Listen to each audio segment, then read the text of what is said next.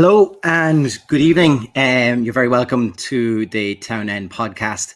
There's only three of us tonight, so joining me tonight are Andrew Gallagher and Steph McKevitt. Gentlemen, how are you? Good.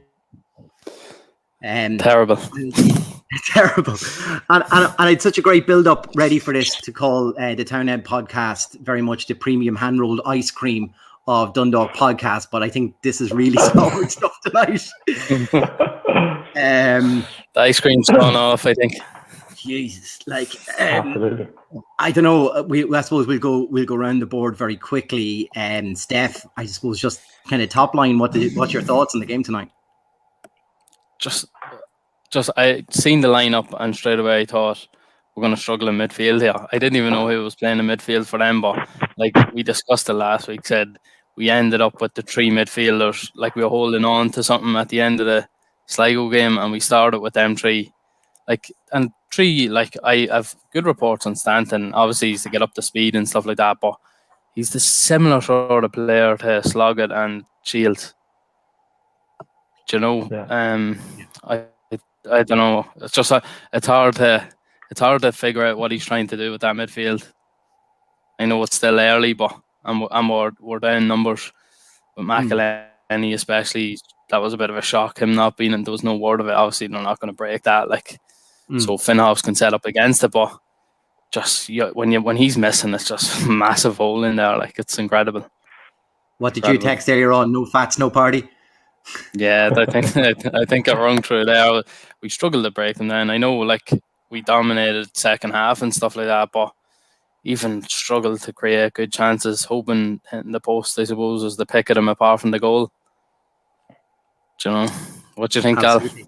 Yeah, it's same as yourself. Like last season, you don't realise how good Pat McElhenney is until he's missing. Now I know it's only second game of the season, but there's just such a gulf when you've got Shields and McElhenney playing in the same team, and when you try and replace. I know we're missing the two boys tonight, Sonny and Djokovskis, but that goes to show like the three at the back from last week. It's not going to work because they don't have they need 5 centre halves to cover it. Because when the boys are missing now, we have a serious problem. I just thought it's not even that we started well and Finn Harps got into it. The game just never really lit up. There was nothing really happening. It was like, it's great to see Duffy starting, but then on the flip side of that, and I'm here again talking about him, Junior, like he was whipped off at half time. That's 2 weeks in a row. He just whipped off half time last week as well. For me, he just doesn't do enough. I don't know what his role is. Maybe he's in for something. I said it last week, but I think this is the third week in a row now I spoke about him. And it's no coincidence Stanton was ripped off as well. I thought Perez was debatable. He was okay when he came on. Ryan O'Kane comes on. Yeah, he's quick off the mark, but he's kind of. And then Nathan Boyle had him. Nathan Boyle's twice his size. Nathan Boyle kind of gave him a tough night. He had the stripes tonight. But look, apart from the mix-up with the keeper in the first half, it's just playing out in the back. The best catch of the first half was Dennis Malloy behind the net, catching the ball with him out. Like, there was nothing happening. It was just, it's one of them. It's hard to explain what a BB it really is. It's kind of, we were actually talking before the game, and I put up, I think, he saved Cleary. Cleary tried to play with the ball from the back. He saved Cleary one-on-one. I think it might have been Foley. And then after that, it was just before that, he's flapping at the goal, and just the far side of that, you know what happened there when we took that shocking first touch. I don't know what the warning was there when Cleary tried to, like, we were playing ball and we were like twice or three times you're thinking they're going to nick it here, and if they do, we're on serious pressure. And then we got the warning with Cleary. Usually when that happens, you just say, right, listen, 10 minutes. I know that they're trying to stick to a certain type of play, but when you're playing around your own 6-yard box and in your own box, trying to beat players, we got the warning, and then the second one was the killer, the goal. And once you go behind, like, you're chasing a game the whole time. Like, we drew a level, but you're chasing a game, and you get found out mistakes. Yeah, I think, Steph, you just said it there, and I've been all fancy this week, and I've come up with little bits and pieces to add into this. So, like, here was the starting lineup. Gally, even if you want to look at this and tell us, who would you have started, or is that, what changes would you have made here? Well, for the second week in a row, Ryan O'Kane should start games. I mean, especially when it's Finn Harps, and that's not being disrespectful to Finn Harps.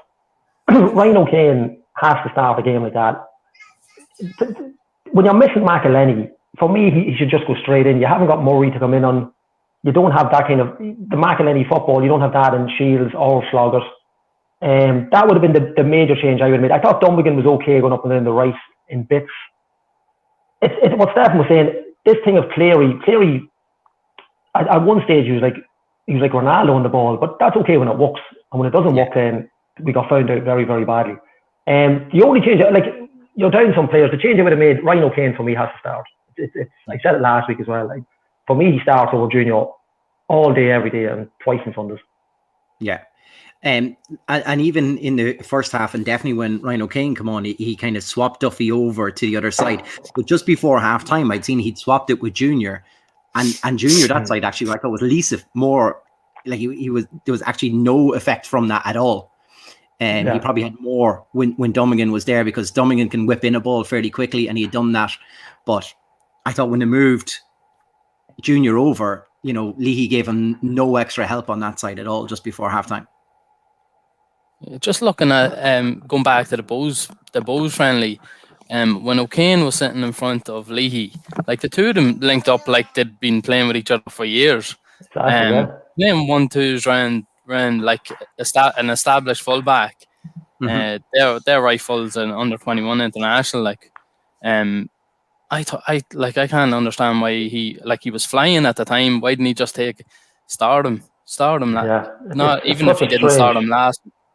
Yeah, when we're struggling down numbers in midfield. Yeah. So strange. Is this, are we back into the same issue that we've been talking about every week nearly on this podcast? Are we back into who's making the decisions on this? Is it a committee decision that's coming up with these, formation changes, overloading the middle park with the same type of player, not playing to our strengths where we have people? I mean, who does, in the words of Steve Staunton, who does the buck stop with here? Who's the gaffer? Stefan, you've played professional football. You answer that. What would have happened? No, I think it's obvious that Filippo was the manager. I don't think Keegan's obviously just the face of it. And if anyone says anything like it's, oh no, Keegan is the manager. But I think it's obvious from the second half of Sligo when we were struggling that Filippo was out in touchline shouting the orders. So. It's going to be down to him to sort it out really behind the scenes, because he can't be seen to be doing it in front of the public. Is that not creating any sort of confusion though amongst the players? Let's just, they're all coming from structures of clubs that it was very definite of who calls the shots here, what's happening. And at the moment at Dundalk, it's kind of hard to see. And I mean, from top level down, let's be fair on this, where exactly we're going on this with a club. Yeah, if you look at, go on, Stephen, sorry. No, go on, Gal. Yeah, if you look at, I didn't actually realise, only when I was on Twitter today, and I credit this tweet to someone else. He's only won, I think I could be wrong, I think it's 3 league matches since Filippo come in that the Dundalk have won. It's 3 games in, what are we talking, 12? 12 now. Vinny Pear got sacked for doing twice, much better than that. Look, I know you're kind of coming in at the end of a season, at the start of a season, but like you said, the buck's going to stop somewhere. The way these boys, I'm all for this new situation they have. I'm all for the sporting director, Jim McGilton, the academy. I'm all for this. But if it doesn't work, someone's got to answer for it. And we might get 5 or 6 games into this, and if it continues like this, we may have serious problems. It's Rovers next week. I don't know. It's one of them games you're looking forward to, but at the same time, I don't think they'll go out and play like tonight. But again, I don't see what to do with it. I like this insistence that Junior plays, Stanton plays. I know, fair enough, Stanton hasn't played much football. He probably started tonight because they were thinking maybe it's Finn Harps. But people forget, Finn Harps won last week. They're now sitting top of the league. It's not like they've come in from nowhere. No. But I think, I don't know if Keegan agrees with what goes on, if he just said, look, Philippe's picking the team, you go and coach them when they're out there. But tonight it was just, it was just nothing. Like if Chris Shields didn't play tonight, you're probably looking at maybe 4. Yeah. You know, like that's the impact he has in a game. He comes so deep for the ball, and it's frightening. There's no need. But there's just nothing happening. Like if you take Chris Shields out of that's where Ryan O'Kane would be vital for me when it comes in. I know you've Sean Murray, but he's not there. But when you have a player like that on the bench sitting, and you bring him on in the second half, and you're already behind, it beggars belief. I just don't understand it. Throw him in. Like if he's wrecked after 60 minutes, we're probably winning 2-0. Take him off. Fine. Shut up shop. I just don't get it. I don't understand it. Get ahead of the game and defend the lead more. Yeah, absolutely. Yeah. I think it's a classic case tonight of Finn Harps. Everybody knew their position. Everyone knew their role. The striker was closing down, and then when it went full backs, McNamee and whoever was playing the other side was closing down straight away. Like they all knew the positions. The midfielder was holding it, and they had someone running off. And that's where Dundalk's sort of looking around, trying to go, are we supposed to be doing this? Are we supposed to be doing that? They don't seem like they know their jobs fully. Like at one stage, you seen Cleary taking it around the left full, cutting inside, trying to take it around, and you're sort of saying, playing forward at the back, and he's one of the centre halves. So maybe Shields had dropped in at that stage, but I think he was just sitting off him. But it's mad when you see Shields dropping beyond centre halves to pick up a ball to play a 5-10 yard pass. Like some of the balls Cleary was playing in the first half, switch and play, and was incredible. Like it's incredible. Yeah, his technique. And his dribble let him down 2 seconds later, and we just went, "Oh God." yeah. Like he's dribbling in his own box. Like he knows himself. He shouldn't be doing that. No matter if we're trying to play from the back or not, you don't take chances like that. Yeah. Sometimes you have to play percentages. And you got a BB completely saving his bacon there straight, and that's what he does. That's what he can do, the keeper. And then a couple of minutes later, we're talking about the goal, and it's something's flipped. It's hard to explain. Yeah, exactly. Right, comments are coming in thick and fast, so I'll try my best to stay on top of this, so everyone can just keep commenting away, and I'll get to what we can, because there's a lot of points coming in here. I suppose it takes a performance like tonight, and there's questions about O'Kane, there's questions about tactics, there's questions about lack of pre-season. So I think there's loads for us to get back to here, guys. But what I will do is one of our first guests is ready to come in. So we'll welcome in Tom O'Connor. Tom, how are you? Not so bad, lads. Probably was better before 5:45, but I think that's what all in the same boat. So Tom, before I suppose we get in anything, we'll just say that I don't know quite how to introduce you. Do I say it's the Moonshore of the LOI, or do we go with the founding member of the Goalkeepers Association in Oriel Park of me and you? I'm not too sure. and I think this association might take a hammering tonight after a BB. Yeah, look, like you said it there. I mean, he really saved Daniel Cleary. Look, that's it. If you're playing football across your own box in Oriel Park, that's the risk you're going to take. And these things happen. That mightn't happen again for the next season. I know, like, when Gary Rogers first came, Gary's first touch for the first season or two wasn't what it was by the end.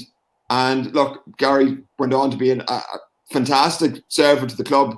But for the first few games, maybe the first month or two, every time the ball went back to him, the kind of head went to the hands just in case.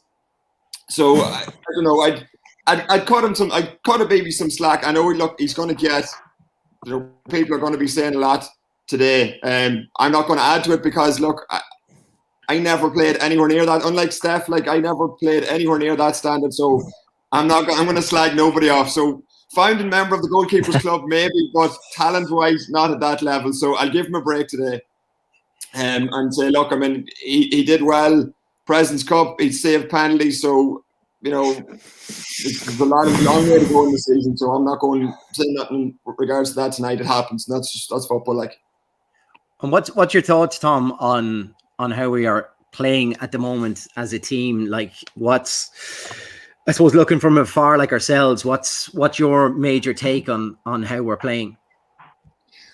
I suppose, look, I mean, you can use the term a team in transition or whatever, but there's been a huge amount of change. Even like last season, from going from where under Kenny and even under Perth, you were solid. The back four picked itself for years. Then you could have arguments whether it was a 2-3-1, whether it was a 5-1, whatever way. Shields sat in front of the defence, and then your midfield, your wingers, you always had one striker. Whatever way, it depended on the amount of possession we were going to have.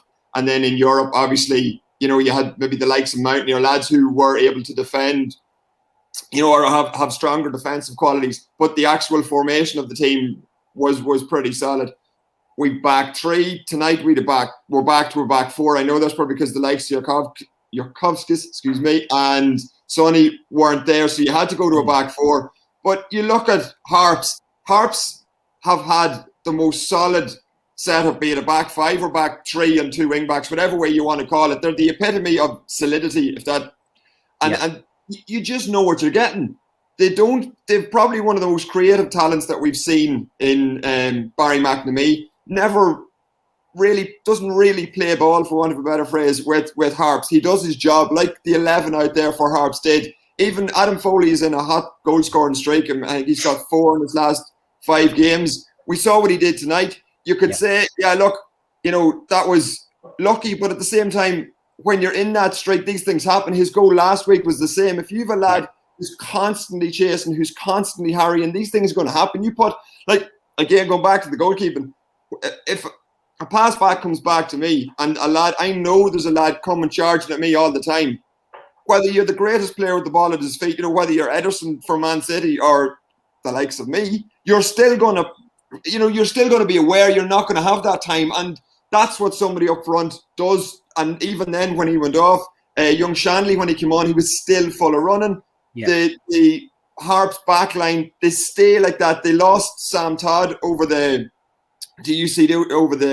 season break, but they've still got 3 big centre halves. You have lads who know what they're doing, who are probably better footballers than they're allowed to play, without meaning to cast aspersions on Ollie Horgan's style.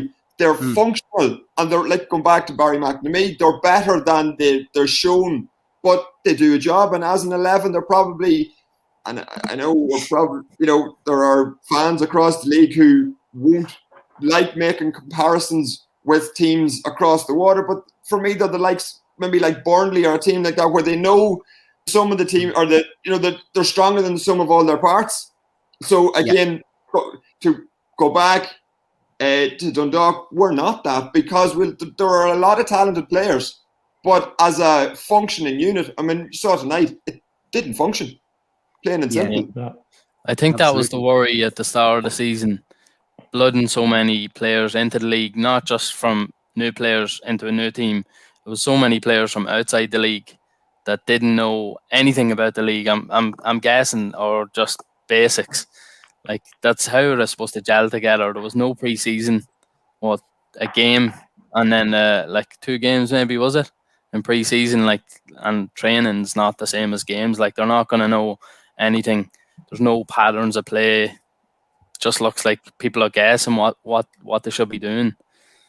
If you go back, absolutely, Steph, if you go back to the most successful season in recent, the 2016 season, 2 signings come in for Dundalk. 2 signings who had stood out in the League of Ireland, Robbie Benson and Patrick McElhenney, came in. They were the only 2 signings that come in.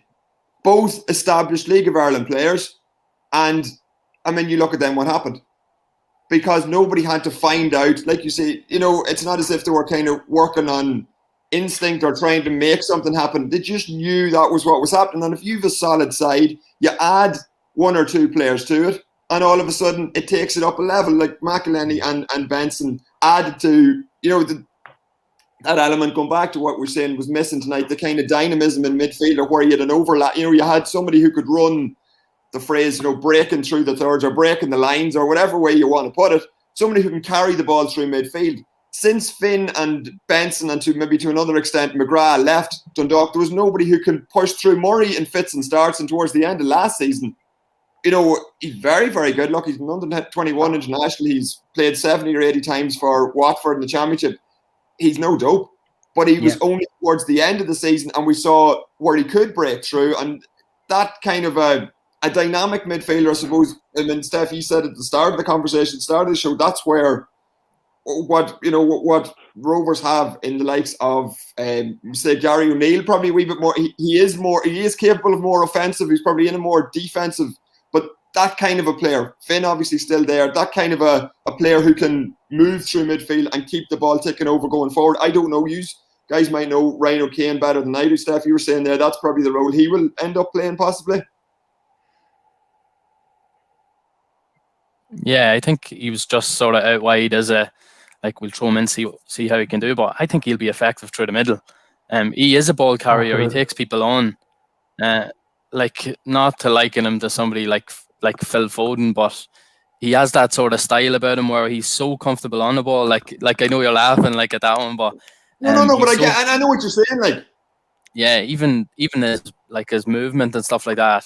I think the through ball for the Bows, like, he should have scored against Bows. Like, he came in from the left hand side straight down the middle, like, and like nobody could live with him that day. So I was thinking he's on cloud 9. Like, you're gonna lose nothing by playing him. You're only gonna hold him back by not playing him. You know the way, like, you know yourself, when a player's in confidence, you don't want to be holding him back. You want to be playing him as much as you can. Like. Yeah, but confidence is a massive thing, no matter where you're playing. Like, even say the likes of Adam Foley. Adam Foley wasn't even in the league this time last year. Do you know he came in towards the end of the league last year? He's now got, what did we say? He's got 3 goals this season, scored 2 or 3 at the end of last season. So, who knows? I see there a comment coming in about Zahibo. Maybe, never seen him playing. If he is that dynamic midfielder, maybe he's going to he's going to be the fulcrum of the team, and maybe all the parts will start to fit. But at the minute, there's a lot of parts and they're just not fitting. I don't look to say that on the second league game sounds preposterous. Yeah, exactly. I was going to say that. Yeah, there's a fair bit to go, and there's a fair lot of gelling to happen here. And like, we're not out to bash the team either, but I think they're fair points. Like, that this is exactly what we're missing in this team. I mean, Steph brought it up earlier on. Without McElhenney, there seems to be a real lack of link between the middle and the front, or someone who can just turn on the ball and maybe just create something out of nowhere. And I think we badly need something of that caliber. Yeah, just reading up on, I think he was playing in America and he was a holding midfielder. Did I not read somewhere like that? I think he's listed as a CDM. Yeah. Yeah. No, that might be completely different when he comes here. Yeah. We're missing that link at the minute, and when we go behind in games, then we're under even more pressure then, because you're turning around looking, going, who's going to supply the ball to Hoban, or McMillan's up top, like, so, you know, I think there was too many times even today that, you know, we were talking about Shieldsy dropping deep to collect the ball to maybe start a move off, but Hoban was only 5 yards away from him at that stage. And, you know, you've come very compact now, and I know Harps done a lot of pressing tonight. But we got to think that's exactly what Sligo done to us the previous week, and we need to learn how to have different styles of play to get us out of these situations. We can't always look to pass our way out. I mean, some of our long balls tonight. I mean, I think Abibi at one stage kicked it from one keeper to the other. You know, tennis. But even from just when you're saying pressing the ball, even from our throw-ins from early on, they gave us nothing, and that's what Sligo done last week. Now, Dundalk probably were better at moving the ball last week in the first half, but I think I looked at the clock 4 minutes in, and we were taking a throw in our own corner flag, and they were all over us. They fell in the box at the keeper, and they gave us nothing. And like Tom was saying, that's where Finn Harps are. That's Ollie Hogan has been set up like that. Yeah, and you have to adapt, and unfortunately we didn't. You know, just one of those nights. On a lighter note, I suppose for you, Tom, away from Dundalk for a second, just tell us a little bit about the initiative that you set up just before the season kicked off, the Zoom quiz for the younger people interested in League of Ireland. Yeah, funny, Chris. I was going to try and put some positive spin on this podcast, Darryl, and we all write off everybody before 3 games into the season. Conan Byrne, who would be another teacher. Conan's teaching in the north of Dublin, and myself and Conan would have just been chatting before the Conan just approached me, said, listen, would it be an idea? Because like you mentioned earlier on, I would have set up the LOI Moonshore way back under the 2020 lockdown to do packs kind of for clubs and stuff like that. So I would have kind of made, I won't say made relationships, but I would have made inroads into different clubs and stuff like that. And Conan obviously has a great name throughout the league. And as a teacher as well, he kind of said, look, we'll throw a quiz together. So we did, contacted all the clubs, so much support. Lucky to get 3 great guests. We had Brian Gartland from Dundalk. We had Amber Barrett, a Donegal native, who would have been obviously delighted to see Harps results tonight. So I don't think I'll be talking to her for a wee while after. And then after last week, we had Raf Kratara, who again I'm probably not going to be in contact with a while longer. But again, look, they had 3 completely different stories. Raf retired last year, obviously after a long period with both Sligo and Finn Harps. Amber is playing over in Cologne. She is actually trained as a teacher. So, and then obviously Brian has his own business. So it was 3 different points of view we were bringing to kids, and they came in during every 10 questions. We took a break and asked the guests some questions about their life and how the school, how they got through school and kind of their hopes for the future and tips and stuff like that for the kids. So it proved to be very successful. From our point of view, everyone seems to enjoy it. We got a lot of positive feedback, a huge amount of support from clubs, for which we're very grateful. That we had winners from Bows, Cork, and Waterford, and look, the clubs couldn't have been any more accommodating. So look, it was great to see, and it was a night. We thought it was a nice way to kick off and to engage younger kids, because I know, I am following the league a long time. United was in '96, so I just think it's a nice way to get kids involved. And I know, look, Dundalk have been out. Liam Burns would have been out with coaching at the school before, and we had Brian was involved in we had a question and answer session. I know Dave McMillan was involved in question and answer session and stuff. And I think that's another way to get kids, tapped into the League of Ireland. It's all very well and good, maybe having great ideas in national ideas and stuff like that, but when you bring it back to club level stuff, like even talking about Finn Harps today, their initiative last night, the purple jersey for Down Syndrome Ireland, not Down Syndrome Donegal, was a super idea. And I think it's initiatives like that get kids involved, that get families involved, and that's what I think. That's where you have to look at home, start at home, get link in with your own community and go from there.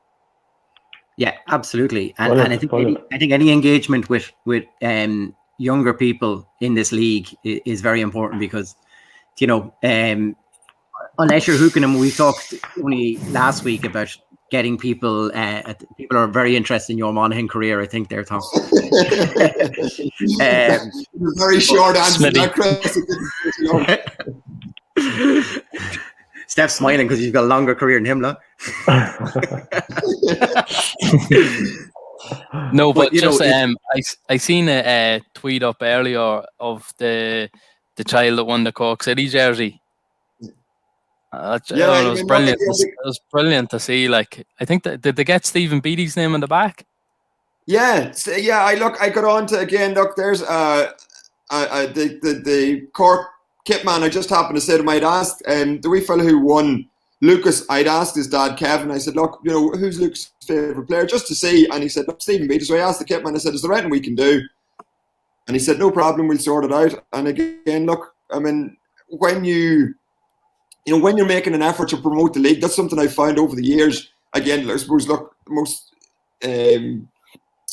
obvious example of that would have been for me last year with the kit, with making the wee packs for the kids to go out. I contacted the clubs and they had no problem sending on anything. So I think once you make the effort to promote the club or promote the league, and there's nothing, like, I didn't get a penny for it. None of us get paid for any of this crack. So you're literally promoting it for the sake of promoting the league. So every bit of support you can get is, it's greatly appreciated. So look, it was a lovely touch from Cork and fair play to them. Now, having said that, if we were still challenging with them at the top of the top of the Premier Division, I don't know if I'd be as as enthusiastic towards them, but it's given the relative positions we're in now, it's nice to be nice to Cork, but no, it was greatly appreciated from them. Gally was just asking me before the show. He wants to know when the over 35s quiz is on. Oh, you see, look, I wouldn't qualify for that for another 15 years. Like, so whenever I qualify for it, then of course. Yeah. Tom, look, we've a packed show here, but we'll definitely bring you back on, especially when we've got more mishaps from keepers. I think I'll bring you back. Just hang by the phone next Friday night. Just in case. Guys, look, really enjoyed it. Enjoy the pod, and listen, I'll be tuning back in to find out the rest of it. See you all. Thanks a million. Thanks very much, Tom. Thanks so much. Cheers. Thanks for that. We've got guests queuing up left, right, and centre to come in here, and we still have to get through, lads. Literally, this is the most comments I've ever seen on the night. It's flying in here. This is what happens when there's a shocker at Oriel Park.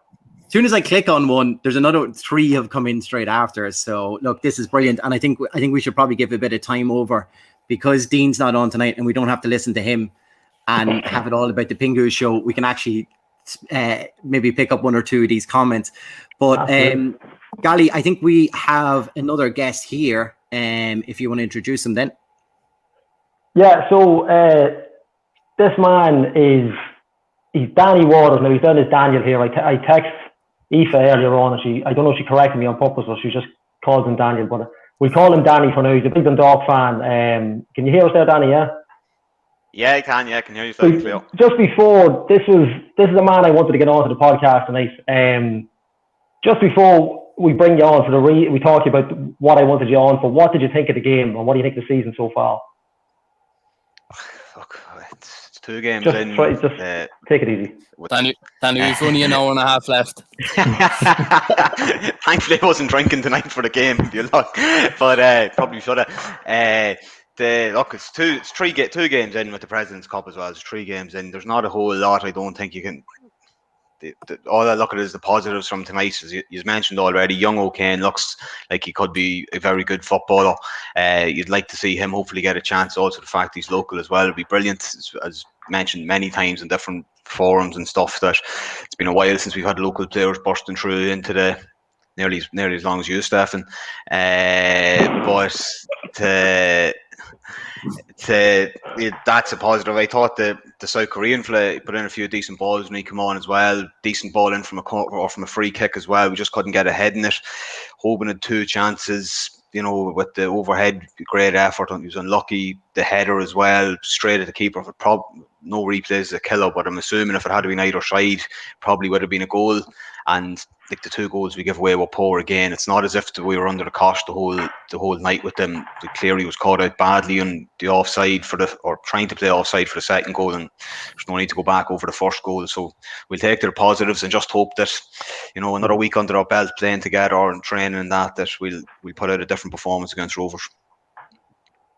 Yeah, just you tipped on the South Korean there. He looks, just the few minutes we've seen him, he looks rapid. He looks someone who's going to get at full back, even centre half. He looks very quick across the ground. I know we haven't really seen a lot of him, but hopefully he can do what Junior doesn't and just get at people. I think that could be a cracking signing. Now the reason I got you on, LMFM might have broken earlier on. Before I thought we were getting you on before I spot on LMFM earlier on, but you've become a bit of you've become a bit of a legend to us now after this conversation. But we kind of have a connection, and Chris's brother-in-law would have a similar connection as well. So can you explain to us why you're such a legend in your family over the last probably, what is it, are we talking 12 months of this? Probably 2 years really, when you consider what you probably went through.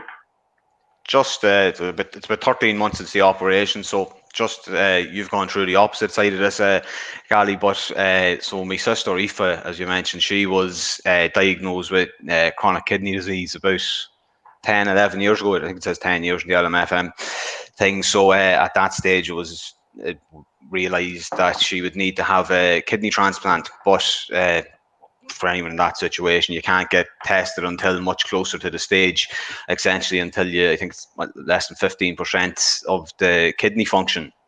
So that all came to a head then last August, September. So myself and Aoife's husband, my brother-in-law Mark, we went forward to get tested, and during the testing, they came back to me and there's 6 markers. So it turns out I had the 6 markers, which essentially mean, like, she's 2 years older than me, but essentially meant like genetically or whatever we're nearly identical twins. So that was like the nurse told me on the phone that it was essentially like if you winning the lottery, the chances of the kidney taken was absolutely brilliant. So I went on then for a few more tests in October and then back up in December for a couple more tests. And then we got word in early January that everything was brilliant, can go ahead with the transplant. So Aoife was coming towards the end, or where she wouldn't have been able to work anymore, stuff like that. So then we were told that obviously Corona was starting to hit at this stage, January last year and that. So we were kind of keeping to ourselves for the month of January and the start of February. So then got a call that we got the date at the start of February, or I think the 10th of February, actually, we got the date. As it turns out, we could have actually went a week early because unfortunately, there was a cancellation on the 3rd of February. We could have went that day, but just we things to finish up before we did that. So we went in the 9th of February, the night before, into the moment. Absolutely brilliant. Staff were brilliant. The Irish Kidney Association, everything. I'm sure you've gone through the same, Gally. You know all this. Don't need to speak to you about it. So had the kidney transplant with Aoife, and I was in hospital until the Saturday. I actually would have got out on the Friday, only for my family were going to my cousin's wedding on Valentine's Day, so there was no one to collect me from the hospital on the Friday, so I had to stay an extra day in the hospital. I didn't leave it after. He'd be grand for another day. Yeah, but she's in it. He'd be grand. You got what we needed out of it. It was grand. That's exactly, yeah. I was saying that to my granny last week. I was used for parts. So that's yeah. I thankfully Sorry. They're probably afraid of you getting out and going to the wedding and having a few scoops. Thankfully everything went well. No complications or anything like that. The transplant went brilliantly. About 3 or 4 weeks later, unfortunately for I'm sure hundreds of families in a similar situation, the living donor transplant was shut down for a number of months because of coronavirus. So it made no difference to us. We were essentially going to be at home anyway, but it was very unfortunate in that. So.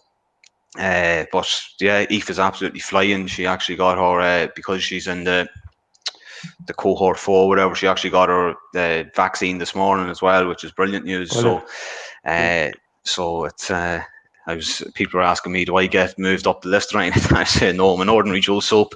I'm down at the bottom again. Thankfully, there's nothing wrong with me, so I can. So I'm okay. But yeah, so that's and that's the story. The thing.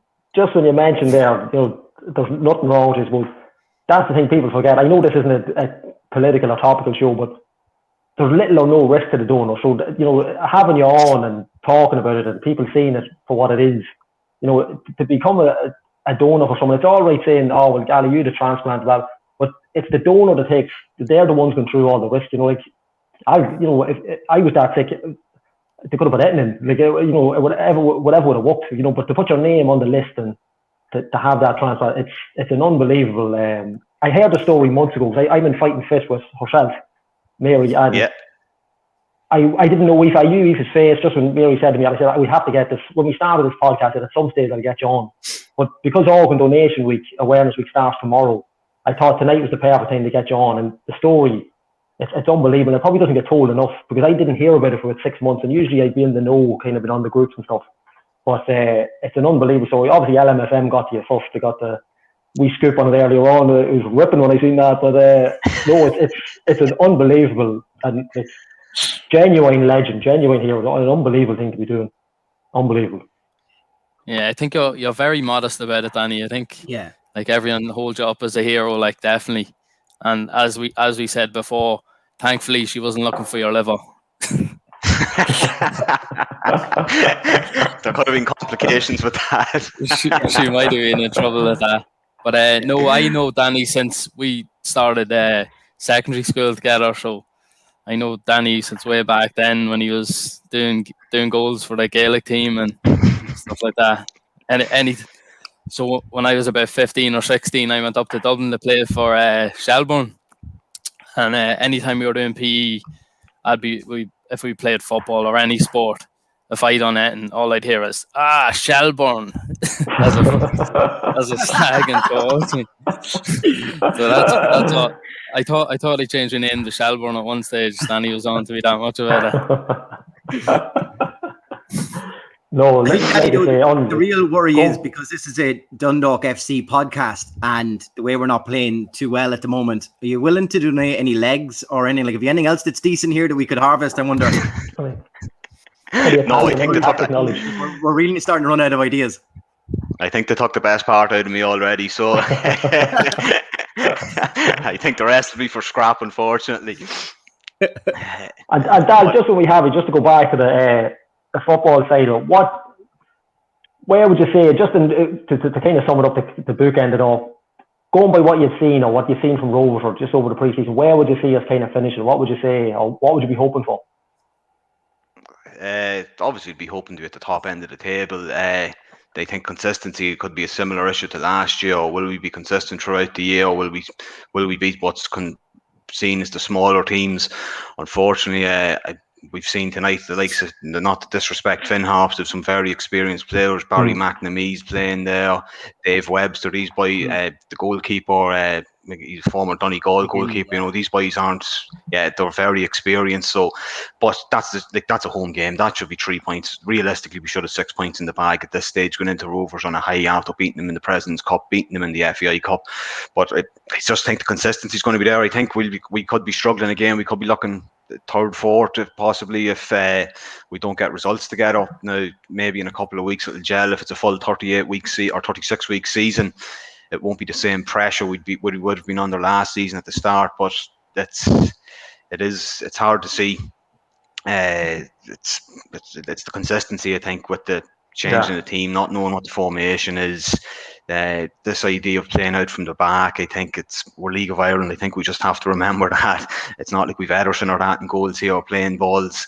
I think that's just cost us tonight. It's cost us over the years as well. I know we played that formation under playing out from the back under Stephen Kenny and Vinny as well, but there's no harm in going long every so often as well. I'd maybe another good cup run, and if we're there or thereabouts later on in the season, but I think it could be another. Look, things could click together, either. That's we'll not go completely pessimistic on it. You know, we will hope that things click together. I think it might have been Stephen mentioned beforehand that there was a load of boys coming in from outside the league. They'll take time, but how much time can you give them as well? That's the other question. Yeah, no, 100%. It will take time, definitely will. Look, it's been. I'd talk to you for half an hour on this subject, not a problem. But thanks for coming on. It's just I said I'd definitely get you on simply because it's always amazing, and we're just encourage when I have you. We just encourage people to carry an organ donor card. You know, have a chat. It just goes to show, like I'm on one end of it, he's on the other. You know, Chris, your brother-in-law would have been in a similar situation as well. I think it's go back. Is it 3 years ago? Is it? Yeah. So Stephen, you're the odd one out, so we'd have to get you on the story now as well.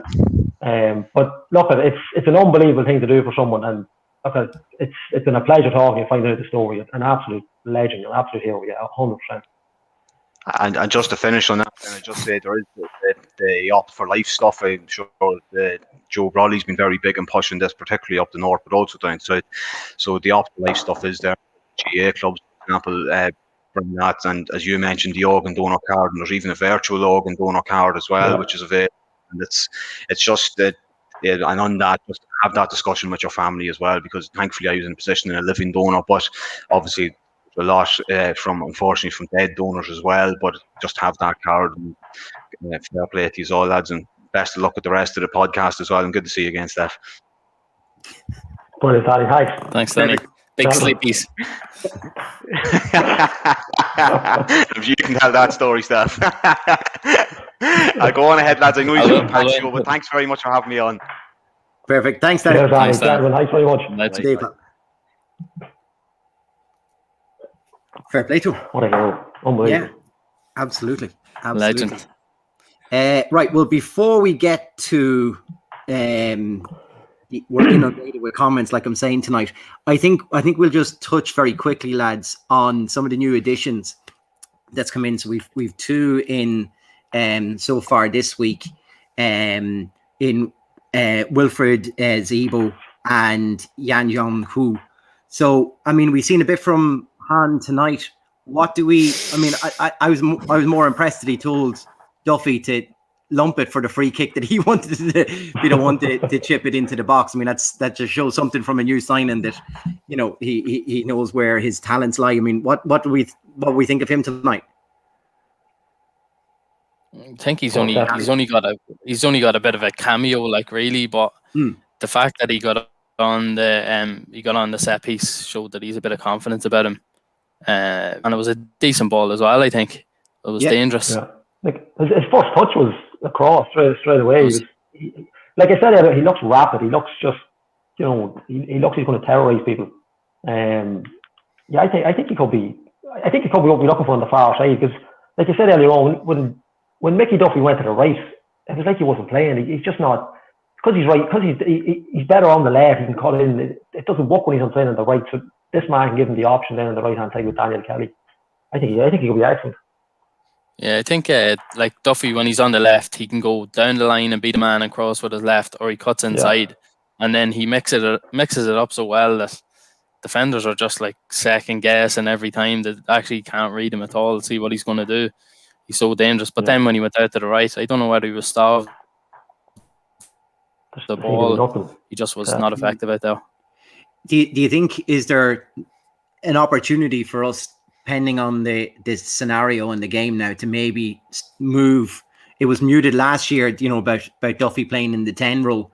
Do you think now there's options that we perhaps could play that system? You could. I'm more than capable of it. The only thing for me is where do you put? If I know McElhenney doesn't necessarily play the 10 role, but if you put if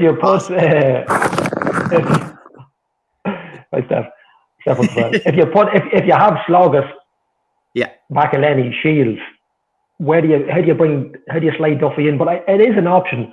I still say, and I put good money on it, that's Rhino Kane. Rhino Kane could definitely play in there. I think he could play right across, but I think that could be his spot. And just with that text in there, young Enda Douglas, he was on the bench as well tonight. I didn't realise they didn't actually name a full bench. Is that correct? I don't think Gary Rogers alluded to that. So that's just to show all the signings they've made on the stream. All right.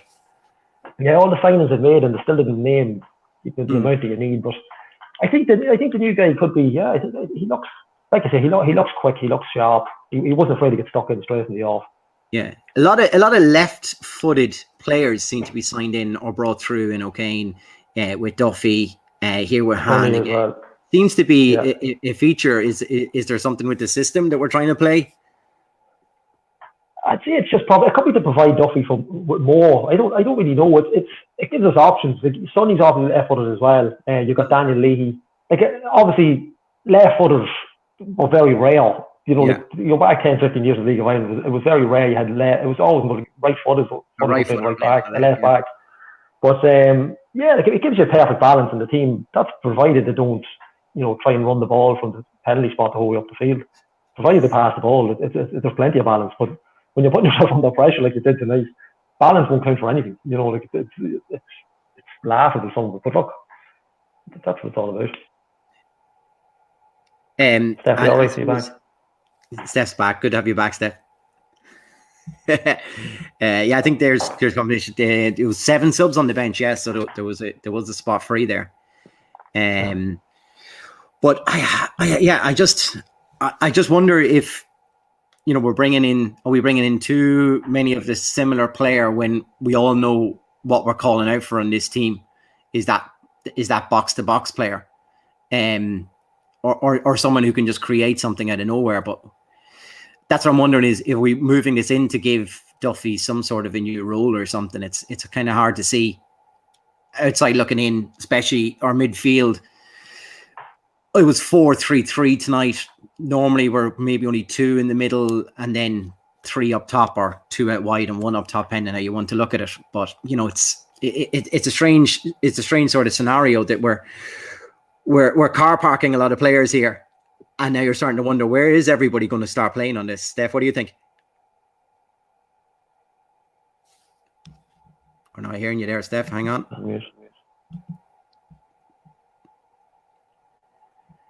I have a funny feeling Steph's point was no good, and that's why he's muted.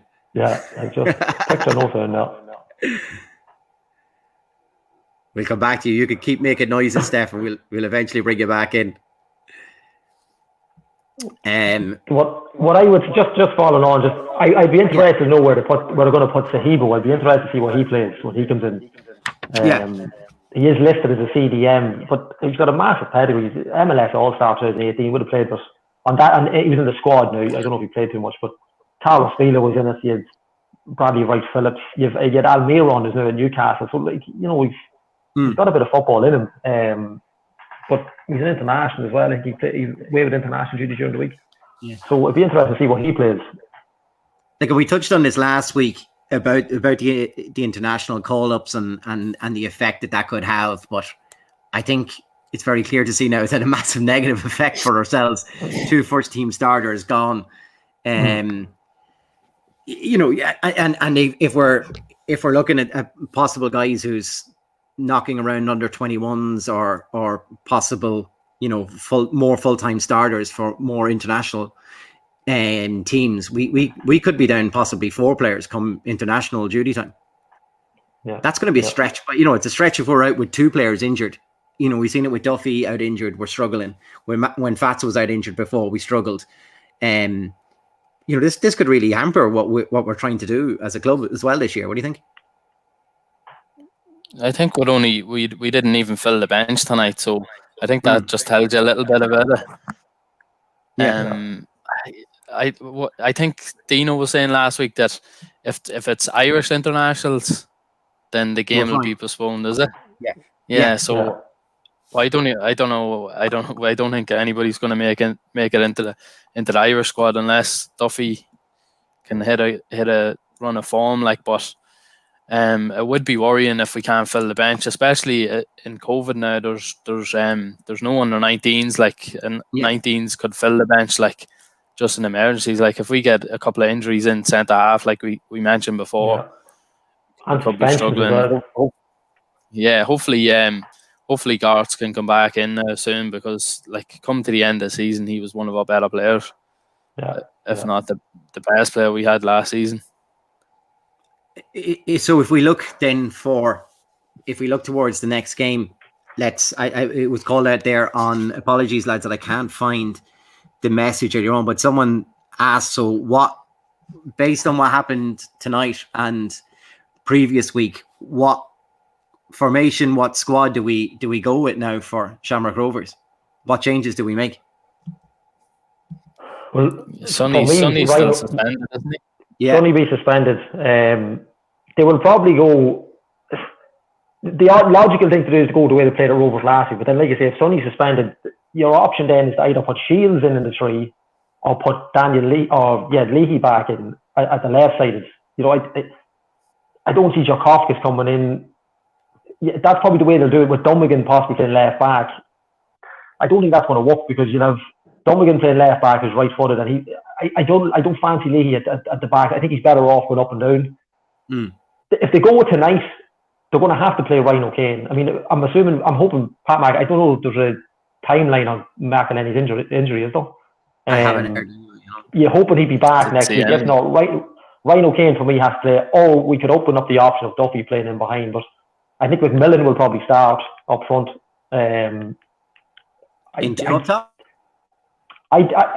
probably just play the 1, because that's just the way they are. I think that's just the way they'll structure it. I would fancy McMillan to start. Not there's anything wrong with Hope, but Hope will run himself into the ground.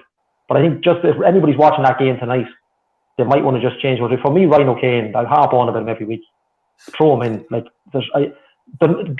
Rovers had this with Brandon Kavanagh and Aaron Bulger as well. When they came on the scene, they threw them in and they made bits of players. They made absolute bits of them, apart from Chris Shields, obviously. Sligo done it last week against us. Yeah, you got to throw these lads in. You don't know. For me, that's the one I would start. But they will probably have to play. I don't know. Tonight's formation works if they don't make mistakes. That's football. You know, if they don't repeat what they've done tonight, they'll be fine. But it works. Everything works when it works. If that makes sense. Like, it's all right playing two at the back. They look like they played. The two boys looked like they played right and left midfield, and they just played two at the back. That's how wide they were tonight.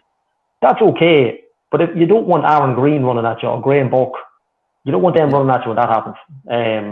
So it'll probably be Leahy that slops back into the three. I'd be very shocked if they don't play three at the back. I'll encourage anybody on the comment. Do you want to add in their own suggestions there? Sorry, Steph, go ahead. I think Garland has to come back in, and I think he'll go back to it. I think he'll go back to the same formation we played against Rovers, and he'll probably play Garland, Boyle, and Cleary. I don't know whether he'll play Dummigan or Leahy left full. Jarkovskis, he's back for it, is he? Or will he be back? He should be. Yeah. And you're bad tonight. So then you have Shields who's going to play, and then I don't know, like, who you're going to. If hopefully McElhenney's back in now. Yeah. Do you play Sloggett? Yeah, you play Sloggett over Stanton at the minute. I mean, it's coming even in the comments there. People are saying the midfield is the big issue here, and you're struggling to picture who's going to play right beside Shields here even now. Yeah, because you can't, like Stephen said, you can't play like Stanton, Sloggett, Shields just doesn't work. It just doesn't. It's grand to shut up shop, but for me, I don't have. I'm not a stats person. I don't have any touch of the ball Sam Stanton had tonight, but I'd say it was very few. Yeah, like, he more touches when he come off the pitch. I just didn't get. Look, maybe that's just the way they play. It doesn't. I don't know. Maybe he's not a baller. I don't know. But you might as well play with 10 if they're not going to get on the ball. Like, you know, play someone like. It's baffling, but look, the only thing about it is it's sorted out. Next Friday night is sorted out, because if it doesn't work next Friday night, they'll know about it. Because Rovers won't be like tonight. They're a different entity altogether. But midfield is a problem, like you say, Fat's been injured. He is injury prone.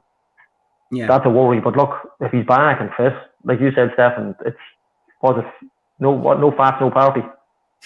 We're getting this on t-shirts and mugs, lads. This is definitely the one. Steph, who do you go with the three up top then for yourself? There has to be Duffy. I don't know, like, Junior hasn't really done it, but again, I think he's been played out of position. I don't think he's going to take Hoban on McMillan out to play Junior up top. So I think we were interested in signing him a couple of seasons ago to play up top, like as the second option with Hoban, like, but he ended up finishing top goal scorer that year with Derry. I don't know. He did like last season's, like, you can't really count much for last season, the way it went, the way he was at Sligo and stuff. But I don't know. Like, I don't know whether you play Hoban, McMillan up top, but then you're changing formation. Like, if you play the two of them up top, like what way are you going to go in midfield? It just seems like a bit of a mess altogether now. Yeah, I think you have to play Duffy. It's hard to actually pick the right combination. Yeah, I think it's that's so where, like, it shouldn't be. Yeah, that's where, like, your pre-season, you have a full pre-season there to sort all this stuff out, and we've had 2 games, and we've still players coming in now at the minute that are unused to the league, like we've discussed so many times. Like, it's you don't know anything about. You haven't even heard of these players before they come in. Like, some of them are internationals, and like, we've seen flashes of them being good players, but did it fit our system, or are we going to change the whole system just to try and suit them?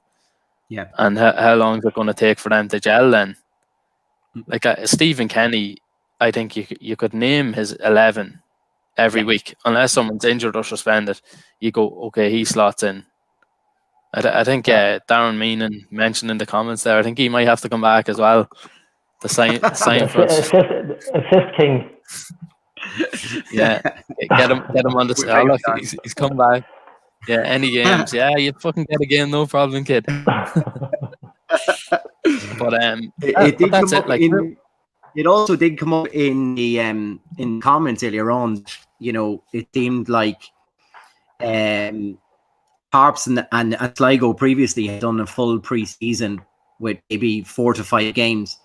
Is that effect for our slow start? I know we always start slow, but you know, we seem to start slow, but we'd always draw out a win or we'd snatch a draw at the end, but we've come up empty again tonight. We could have very easily come up empty last week against Sligo as well. What do you guys think? Do you think it's a lack of games preseason could have effect? I think any other season. Go on, Gal. No, go on. We go first. No, he was like the fact that we've brought in that many new players. Like even a full preseason, you'd be saying, they still have to have time to gel in the competitive games. But the fact that there's no preseason at all is just killed it all together. And again, there's players coming in now that like they have to try and figure them out. Like playing with somebody, you get used to sort of their way of playing after. Like you sort of read the runs. If you go forward, someone's going to cover you. Like they're all going to be gassing that out in the pitch, and then if they're used to a certain player playing in front of them, and they don't have that anymore, it's they're going to learn out there on the pitch, and I'm just hoping it's not going to be too disastrous before we can get it right. Callie? Absolutely. Yeah, I completely agree. Like, look, you've had not a bad preseason. You've had a short preseason, but it's still 3 decent games against decent opposition. You played 3 Premier Division teams, but the fact you're still signing players doesn't help. I'm all for new players coming in, but when you're still signing them, we're 2 games in there. We've signed two players in the last 48 hours. It's not, it's not ideal. I'm all for players coming in. If they're the right player, bring them in, absolutely 100%. But you're not telling me like this Sahibo fella. He looks great on paper, but that's what they would have seen. There's no way they would have seen this fella playing too many times. So you'd have to wonder what on YouTube videos. Yeah, exactly. Yeah, like we can all play Football Manager, but it could be a masterstroke. We don't know. It could all gel one day, and we'll absolutely give someone an absolute kicking. But at the minute, it just seems they've got the plan of the original plan of what to happen, and after that, it seems to be very, very kind of chunky, very all over the shop. I think a comment come in there calling Casey midfield is a serious problem. And when you consider we've got Chris Shields still sitting there, still brilliant, just in or around him when Fast is missing, it's a problem. Yeah, it seems to be finding a partner with Shields, is the biggest problem here, isn't it? Because if you're someone play the same similar system, you need someone to be able to kick on ahead of him, and I think until we find a combination, and whatever way that comes, I think when we set up tonight, I thought the 4-3-3 could be the right way tonight. I know our hands were forced, but all of a sudden we were getting a lot of work from our wingers up and down, putting in crosses. All of a sudden that I think we were missing at times the end of last year and even at the start here, but. I think Kieran just put in a comment there, are we signing players and trying to make them fit a system rather than getting the players that are right for that system to bring them in? Like you just said there, Steph, that Kenny, you always knew the lineup because he got the best player he could find for that area or worked hard with them to make them suit that system. You was very rare you would say, why is he playing that player there when clearly he's more comfortable in another side, or he'd be more comfortable holding the ball than having to carry it all the time. He played people exactly where he knew he was going to get the best out of them. And then you could see, even the first season that when Kenny took over, a lot of them weren't household names, and he made them superstars because they were so comfortable in the roles that they were in that they didn't have to worry about anything else but playing their natural game. I think there's something to be said for that we're trying to fill a lot of guys in around it. Hopefully the system will start working. But I think it was brought up even last week. I seen during the week, people were saying that a lot of even our players that are away on international duty are going now to play 4-4-2 and then having to come back to fit into a 3 at the back all of a sudden when they come back to us. It's far from ideal. Are we playing to those players and the current crop's best positions? I'm not too sure. I think even when you've seen Kenny making signings like the likes of Jamie McGrath and you were sort of saying, he's not the best player in the league, but then when you come in and seen the position he was playing for us and he was playing it week in, week out, and now when he's gone, you realise how good he actually was. Absolutely, and he's flying over. He's flying over in Scotland, like, and was it 11 goals already this year? goal. Yeah, and he's on penalties and everything, like, so it shows like he's stepped up and he's full of confidence. I know, like, he was a young prospect, but that's how Kenny had the eye for the player. He knew exactly the potential they had when others couldn't see it, and that's how he built his team. Like, he took players that had a point to prove at the start, and like Andy Boyle signing from Shells, like, what a player he turned out to be, like, and even taking Brian Garland back from the north, he was reported in, like, and like, I listened to him on a podcast the other week, and he was so close to signing back with Shells and going to Drogheda, and Kenny rang him and brought him in, like, because he knew the potential he had. Like, Shells and Drogheda were sitting down the bottom of the league, and then he comes in, and I don't know whether they think they came second in this first season, was it? Garland's first season, but he knew exactly what he wanted. He was going to play Brian Garland centre half of a two with Andy Boyle, ideal partner for him. Yeah. Do you know? So is this a man management thing then? Is that more? I think so. I think. Yeah, people wanted to play for Kenny. Kenny put the arm around you, and you knew he was going to get the best out of you. Is that a lot to do with what's going on? Yeah, even the fact of the confusion, like we talked about earlier, like, who, like, did the players go, oh, well, look, sure, Keegan's supposed to be the man in charge, but Filippo's really the manager. Like, it's confusing for us to talk about. Like, so I don't know what the position the players are going to be in. You know, when they have to deal with it day to day. Would it worry you as a player at the club that we're just the sheer volume of numbers of players that we're bringing in, that you're not going to get your game each week now? But rotation-wise, like, you're talking about rotation, is it? Are you thinking you come over here? I'm just thinking guys from outside the league are thinking, yeah, I'll come over, I'll play in Ireland. I'll probably, thinking we're going to play most days in and out here, happy days, go and get myself a bit of consistent football. And now, just due to the sheer number of players, we're going to have to rotate, surely. You're talking players might be in and out of team, whether they're in form or out of form. Yeah, like, well, I don't know if Ryan O'Kane's the perfect example. Like, the couple of games we seen him, like, he was unplayable, and when it got to the first Sligo game, you're sort of saying, oh, he's not starting. We all expected him to start after the games. Yeah. Even the Rovers game, you could sort of understand. Massive team, like, up there in talent and stuff. But the way he was playing, he was fearless. You could have. He never played at all. He didn't play against Sligo either, did he? He never came on the Sligo game. No. You were sort of saying we didn't really have a creative spark, especially when McElhenney came off last week. You're thinking maybe he'll be that spark this week, and he doesn't start again. And I don't know. I thought he could have given more minutes, especially if he took Junior off at halftime. He would have been the ideal replacement.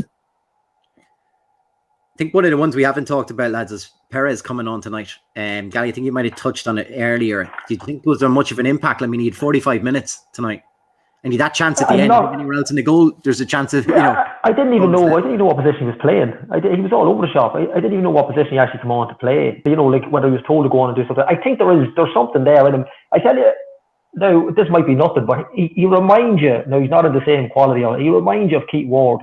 He kind of moves like Keith Ward on the ball, really, really quick. Now, if he can distribute like Keith Ward, and Keith Ward was a playmaker when Kenny had him, and he's been excellent for goals. He kind of reminded me of him, but whether or not he starts, I don't know. Like, I mean, again, everything hinges on McElhenney. The game changed when McElhenney's not playing. The whole system, it's like you've taken out the lock for it. I think there's a baller in there. There is a bit of football in him, but like you say, they're signing these players, and they've got South Korean Wood, they've got Perez, they've got Junior, they've got Sahibo coming in. There's no point bringing them in to play bit pass. They have to play. But I think Perez is okay. I mean, he anywhere else but the goalkeeper tonight, he scored the equaliser. Yeah. Literally kicked the ball anywhere else but the keeper, and it was in. But yeah, I think after a couple of weeks, it's someone to look at. He does remind me kind of when he moves, he looks a bit like Keith Ward, but if he can play half as well as him, we'd be laughing. To which? Different hair to Wardy, though. Different hair to Wardy. Wardy'd love that hair.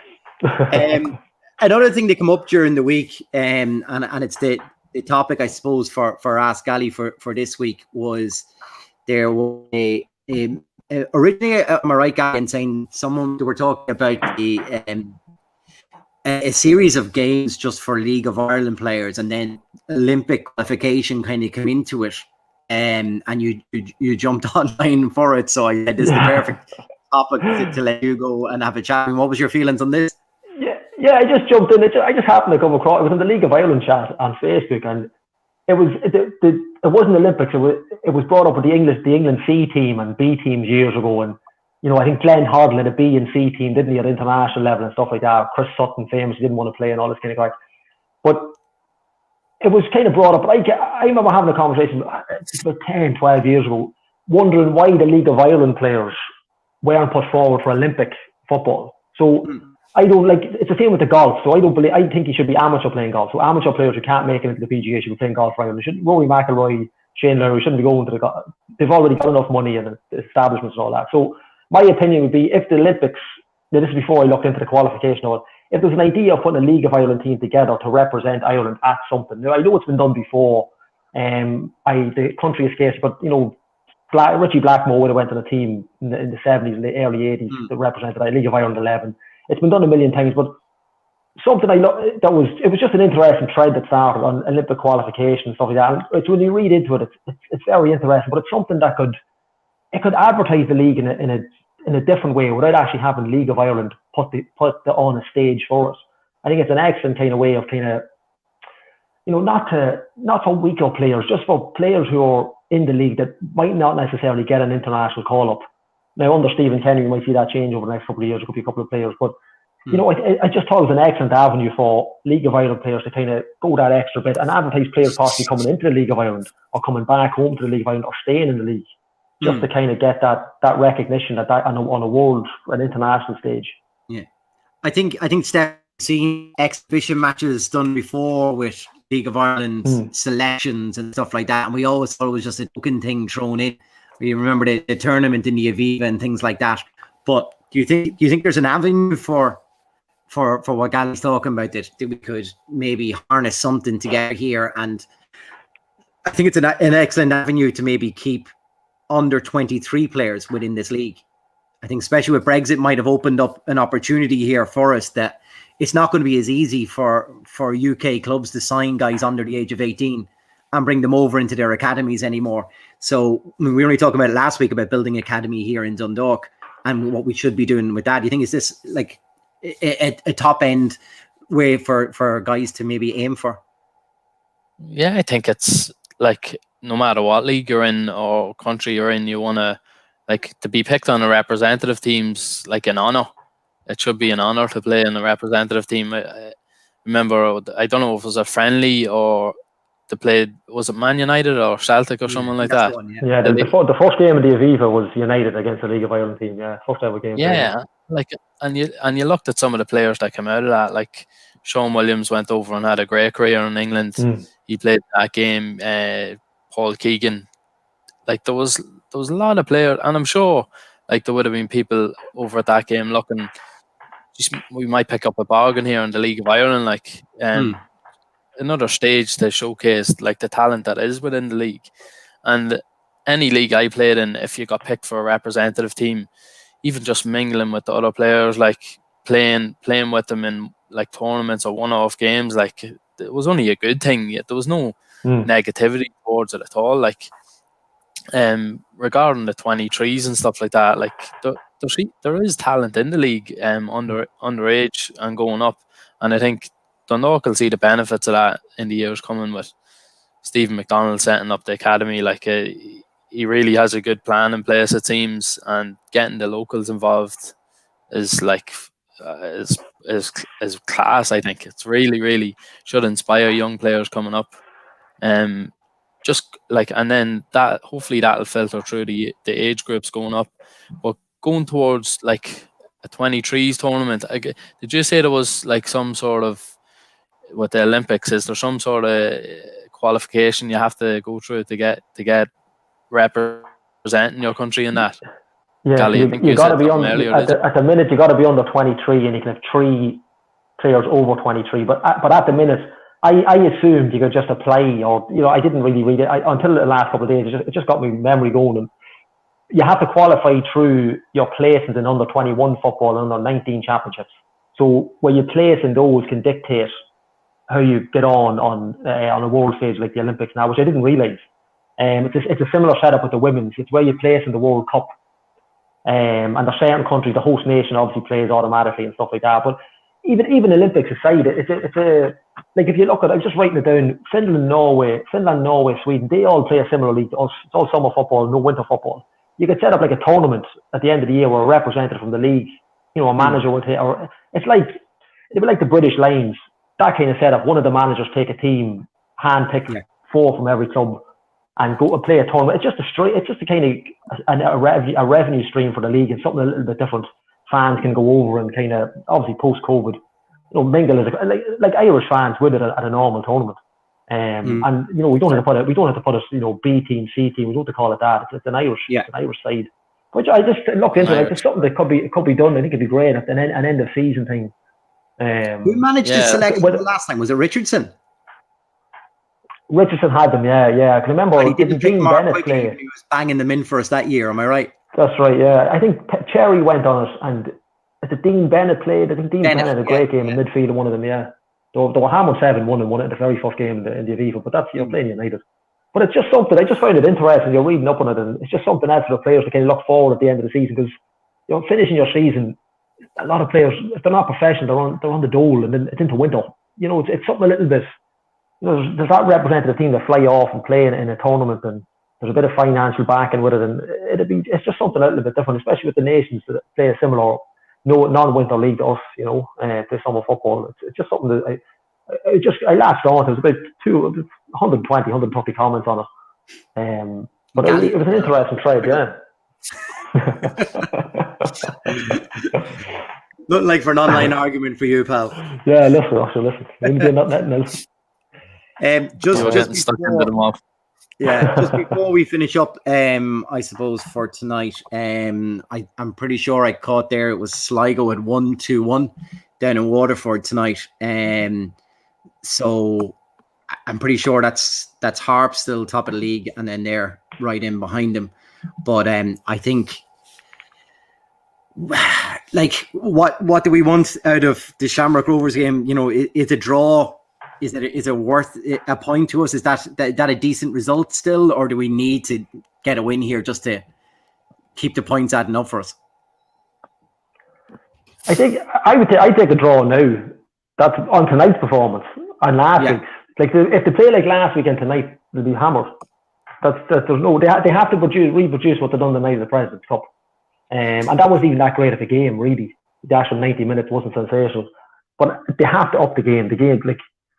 Yeah, you would take a draw. I mean, it's not that you take a draw, but you don't want to be beaten. Like a draw would be fine. A win would be brilliant. But if they're beaten, if we're still here in 5 or 6 weeks, 5 or 6 games into the league, and we're still having this conversation, it's a bad start. Really, a really shocking start. Steph? I don't think we can afford to play out from the back against Rovers. No, I think we'll get killed. Like they'll score for fun against us. So we didn't really try to do that against them either. So I don't know why we thought we could do it against Sligo and thought we could do it against Finn Harps tonight even. A few visitors there, Chris. but no, but